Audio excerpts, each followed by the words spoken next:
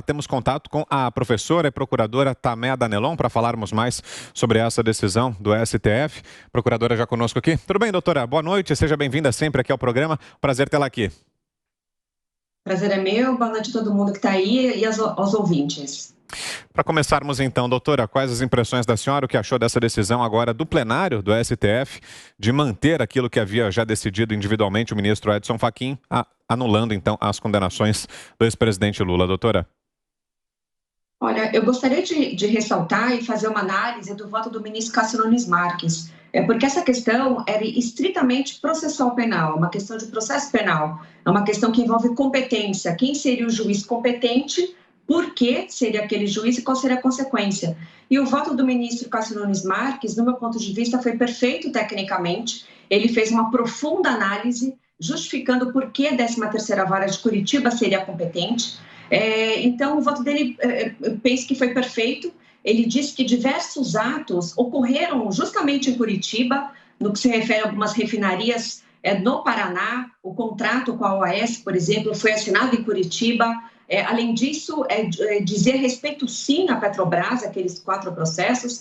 Então, o voto dele ficou irretocável. Ele abordou profundamente os pontos importantes. E eu concordo plenamente com ele. E diversamente do voto do ministro Fachin, que no meu entendimento técnico e jurídico não era um voto claro, não estava muito demonstrado juridicamente o porquê ele entendeu que a 13ª Vara de Curitiba não era competente, ele não justificou por que foram anulados os processos. O próprio ministro Cássio Nunes Marques ressaltou que quando a competência relativa, que é a competência que diz respeito ao território, não se anula os processos. Então, queria ressaltar que, sob o ponto de vista jurídico e técnico, o voto do ministro Cássio Nunes Marques foi perfeito. E só atualizando o placar, 8-2, o ministro Barroso acompanhou também os colegas. Mais uma pergunta, Ana Paula Henkel, por favor, Ana.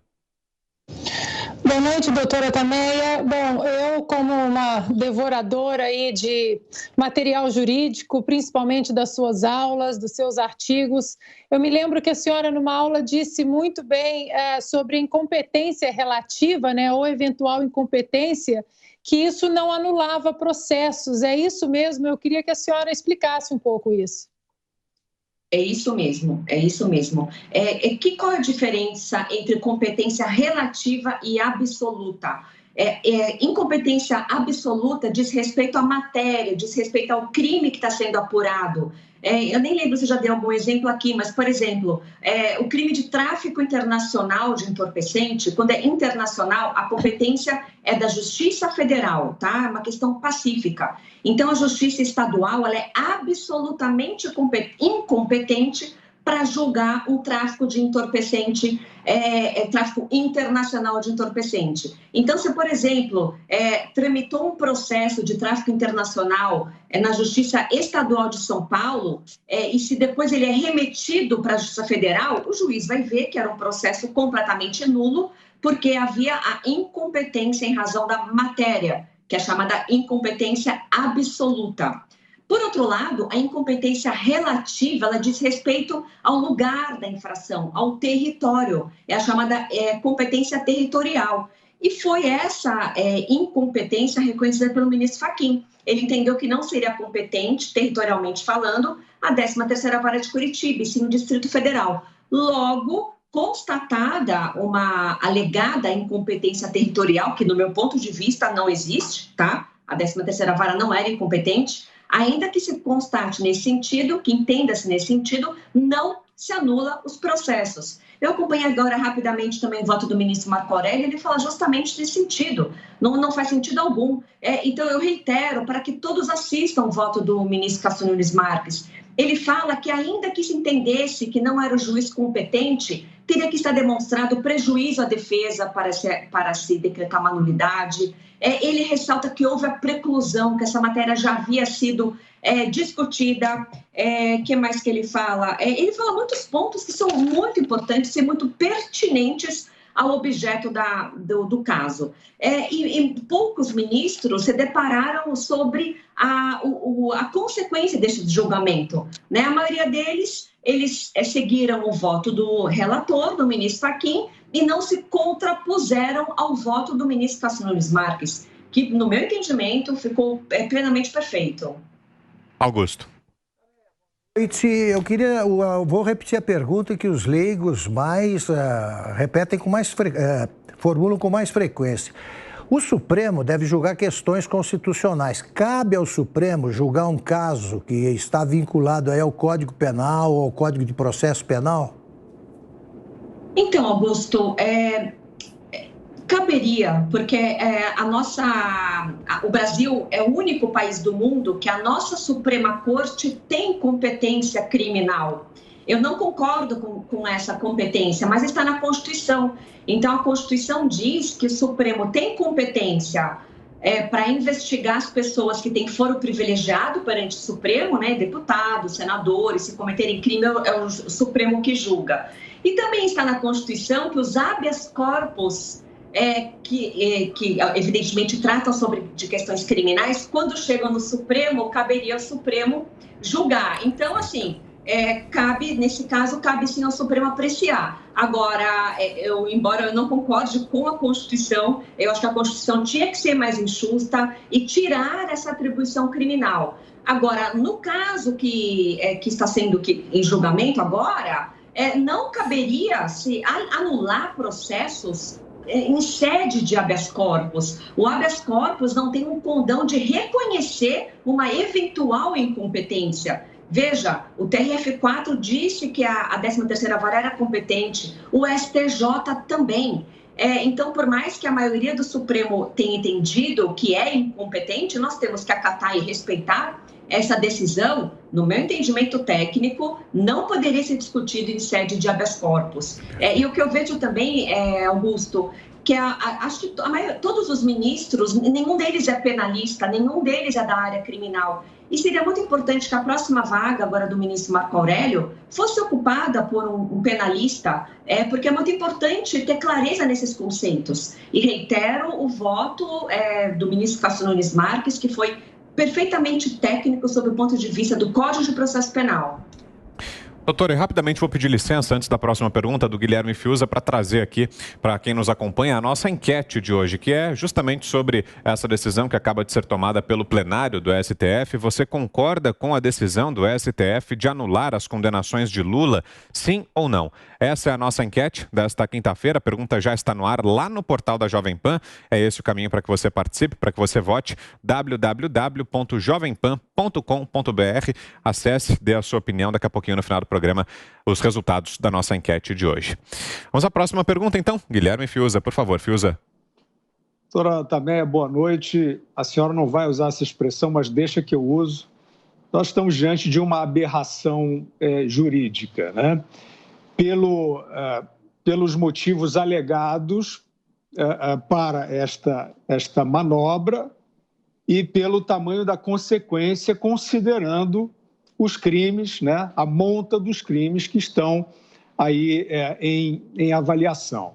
Nós vimos, nós acompanhamos também um pouquinho aqui uma parte do voto do ministro Marco Aurélio, que me parecia, inclusive, indignado, né? O ministro Marco Aurélio parecia indignado no seu voto e assinalando um ponto, que é o que eu quero lhe perguntar, justamente sobre a questão da competência já ter sido apreciada e sancionada, né? Como a senhora vê esta possibilidade de desfazer, na verdade, de desautorizar todo o judiciário que já tinha decidido sobre isso? E, apenas emendando um outro aspecto da pergunta, diante da aberração consumada, não caberia por parte do Ministério Público um questionamento dessa decisão? Eu gosto sempre de me ater a questões técnicas, né? Então, quando eu critico alguma decisão, é sempre a decisão técnica, né? Tem todo o respeito ao STF e aos ministros, né? Mas como eu sou professora de processo penal, de fato me saltou aos olhos tanto a decisão do ministro Fachin como os demais votos, tá? Que foram subsequentes, né? Então, eu não vejo fundamento algum nas manifestações dos demais ministros. O próprio ministro Alexandre de Moraes, ele levantou a tese de que os processos deveriam ir para São Paulo, porque o sítio estaria em Atibaia, o apartamento estaria no Guarujá, mas veja, não é porque a propina recebida deu origem a um bem numa localidade que vai ser o local onde o bem foi construído, o local onde o bem sofreu melhorias, que vai mudar a competência. A competência é onde os atos foram praticados, e esses atos foram praticados em Curitiba. Então, não há dúvidas quanto à competência de Curitiba. E uma outra questão, que é natural, mas eu também não concordo, veja, o ministro Fachin foi o relator, né, do caso. Então, os demais juízes, os demais ministros, não precisariam dar um voto muito extenso. Eles poderiam acompanhar as razões do relator e ponto final, tá? Mas o ministro Cássio Nunes Marques, que é o chamado voto divergente, que divergiu do relator, ele foi perfeito. Então, eu tenho muita curiosidade em ouvir argumentos contrários que rebatam o voto do ministro Cássio Nunes Marques. Ele foi cirúrgico em apontar todos os pontos que defendem a competência territorial de Curitiba. Ele invocou o Código de Processo Penal em todas as suas manifestações. Então, eu queria saber qual a posição dos ministros do STF, ainda que não concordem com o voto do ministro Cássio Nunes, por que não concordam, né? E um outro ponto, eu não acompanhei o finalzinho, eu não sei se isso chegou a ser discutido, a minha grande preocupação é a seguinte: se tudo foi anulado, e os valores devolvidos em colaboração premiada? As decisões que homologaram os acordos de colaboração premiada foram anuladas também. Os valores vão ser devolvidos aos réus, aos criminosos, então é importante que isso seja esclarecido. Estamos conversando com a procuradora e professora Tameia Danelon, agora são 6h49. Mais uma pergunta, José Maria Trindade. Diga, Zé. Pois é, procurador, a gente sempre soube por aqui, eu tenho uma longa caminhada aqui cobrindo os tribunais superiores, que os tribunais superiores são políticos, né? Mas nunca houve um escancaramento tão grande. Isso aí vamos dizer, enviesamento jurídico explícito, né? Foram atrás de argumentos para tentar justificar uma decisão tomada politicamente. A gente vê, por exemplo, também nos exemplos de cobertura de CPI que é tradicional. Existe a chamada conta-mãe, né? Que é uma grande conta, onde se recebe dinheiro de corrupção. E ali o dinheiro ele é categoricamente enviado para cada um dos participantes e pronto. O Código Civil, no artigo 85, ele define ali claramente o que é bem fungível, aquele que pode ser substituído sem problema nenhum por outro. E o dinheiro é um deles, quer dizer, não há diferença entre o dinheiro de um e o dinheiro de outro, né? O que há, na verdade, durante todos esses processos é uma tentativa de esconder, e a própria origem da Lava Jato é essa tentativa de lavar dinheiro através de doleiro. A minha pergunta é o seguinte: é possível que esses processos contra o ex-presidente Lula sejam reiniciados e ainda consigam, diante da idade dele, ser levados adiante sem a prescrição? Eu acabei de lembrar que eu não respondi completamente a pergunta do Fiuza. Ele perguntou sobre o que o Ministério Público poderia fazer. Então, o que foi julgado hoje foi justamente um recurso da Procuradoria-Geral da República. Mas agora não tem outro recurso, né? Embora ontem mesmo o ministro Lewandowski tenha dito que no Estado Democrático de Direito não existe decisão irrecorrível, existe sim, tá? Então, essa decisão é irrecorrível, não cabe mais recurso. Bem, dando resposta à sua pergunta, como tudo foi para agora Brasília, eu confesso que eu estou ainda pisando no lamaçal, não está muito segura a situação, tá? É difícil de se dizer o que vai acontecer, porque o próprio Supremo não foi claro no que vai acontecer. Na decisão do ministro Fachin, ele disse que o juiz do Distrito Federal poderia ratificar os atos decisórios, né? Então, veja, se pode ratificar, para que anular? Não deveria ter sido anulado nada, deveria apenas ser remetidos os autos para o Distrito Federal. Então, agora, primeiramente, vamos aguardar, vamos ver se sendo distribuído para um juiz do Distrito Federal, ele vai ratificar as decisões. O que é ratificar? Dizer que está de acordo, que essa decisão está mantida. Agora, aí vai surgir uma outra questão. Quando o juiz recebe a denúncia, o prazo da prescrição é interrompido. Então, quando o ex-juiz Sérgio Moro recebeu essas denúncias contra o ex-presidente Lula, parou de correr o prazo prescricional. Quando o ministro Fachin anula tudo, o prazo voltou a ocorrer desde aquela prática do crime. Então, veja, se nesse meio tempo, ainda que não seja, antes de ser ratificado o eventual recebimento da denúncia, pode ser que até ocorra já a prescrição. Porque como o ex-presidente Lula tem acima de 70 anos e cai pela metade o cômputo desse prazo, as penas de corrupção são muito baixas. Então, agora, nós temos que aguardar e ver como que o juiz que vai receber os processos vai proceder. Se ele disser que ele ratifica e mantém os efeitos daquela decisão tomada pelo ministro Sérgio Moro lá em Curitiba, aí não vai ocorrer a prescrição. Agora, se ele entender que ele deve proferir uma nova decisão, ainda que seja ratificando aquelas decisões, pode ser que venha-se a entender que poderia ocorrer a prescrição. Então, isso só para mostrar como uma insegurança jurídica que foi criada. E possivelmente, até estou adiantando, vamos supor que o juiz do Distrito Federal diga que teria sim validade a decisão do ex-juiz Sérgio Moro. É possível que a defesa impetre outro habeas corpus que chegue no Supremo para dizer que não, aquela decisão não poderia ser ratificada. E o Supremo diga que não, o que valeria seria a nova decisão do juiz do Distrito Federal. Então, veja só a confusão que foi gerada. Bom, para quem nos ouve pelo rádio, depois de um rápido intervalo comercial, seguimos aqui entrevistando a procuradora e professora Tameia Danelon. Faço mais uma pergunta, doutora. E os impactos para outros condenados da Lava Jato? Já dá para saber qual vai ser o alcance dessa decisão? Se ela beneficia só Lula ou se tem outros corruptos condenados que também podem se beneficiar dessa anulação de condenações, doutora?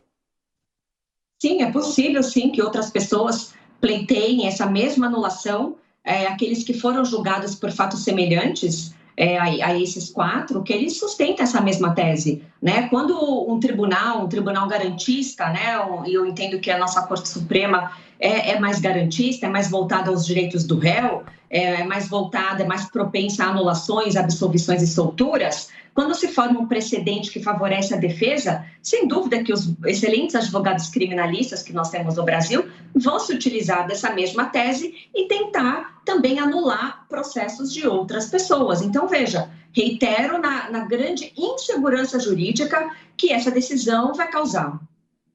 Perfeito, nós ouvimos aqui então a professora Tameia Danelon, professora e procuradora da República, conosco aqui em Os Pingos nos Is mais uma vez, sempre explicando, detalhando para a gente esses aspectos jurídicos todos com muito brilhantismo. Obrigado pela presença aqui, doutora. Um abraço, uma boa noite.